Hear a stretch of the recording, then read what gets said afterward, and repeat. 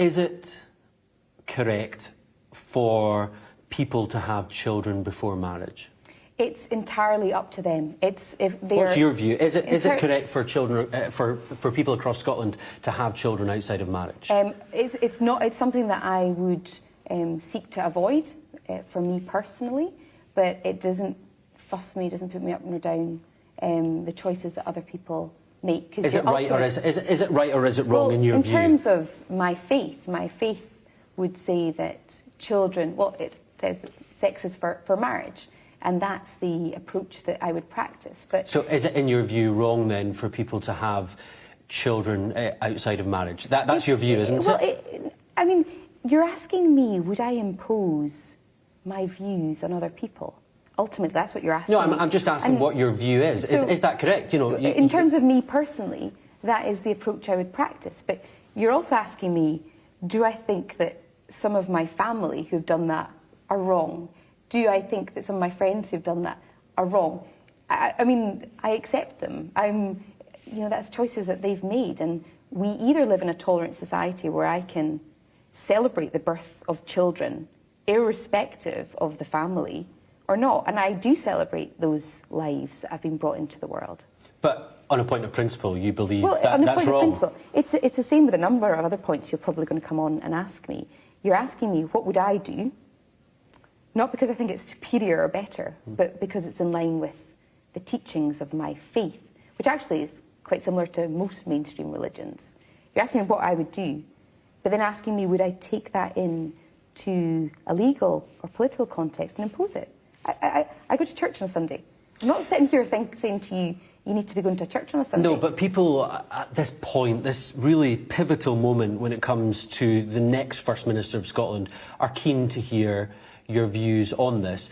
And I'm not saying whether it's right or wrong either way. I'm just asking you, do you think it's wrong? Well, I think for me, it would be wrong according to my faith.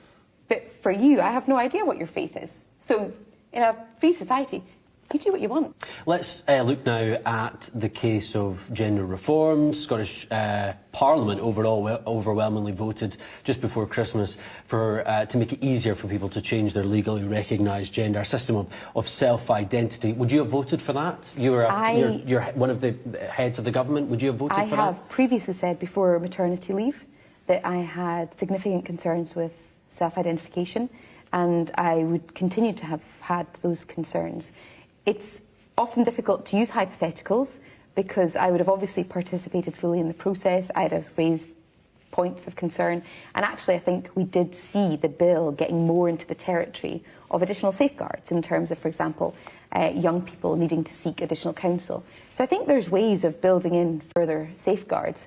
But ultimately, the aim is to ensure that women feel like safe spaces can be protected and the trans community are not stigmatised. Will you block or will you go forward with a legal challenge to the UK government attempting to block what the Scottish Parliament has passed? I mean, I think the first point is a point of principle, and then the second is a point of politics.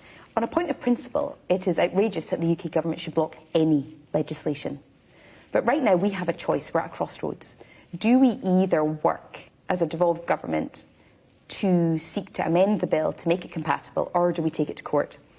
And I think certainly most of the polling is showing that the people of Scotland want us to focus on the priorities of cost of living, NHS, so on, rather than take it to court. In terms of my personal view of the bill, I think we do need to look again at safeguards, particularly around young people. I think that is...